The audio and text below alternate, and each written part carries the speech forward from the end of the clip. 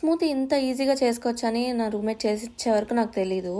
ఏమేసి చేసావంటే literally blueberry, strawberries and honey అని చెప్పింది. చాలా సింపుల్‌గా చెప్పేసింది. నాకెందుకు అలా కుదరదో తెలీదు. ఈసారి ట్రై చేయాలి.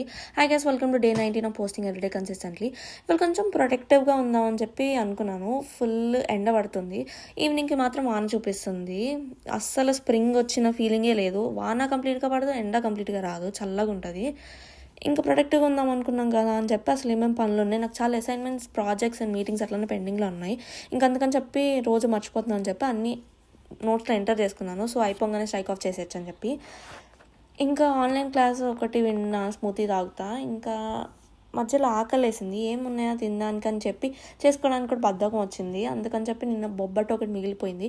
చాలా గట్టిగా అయిపోయింది లిటరల్లీ. కొంచెం హీట్ అయినా చేసుకొని ఉండాల్సింది.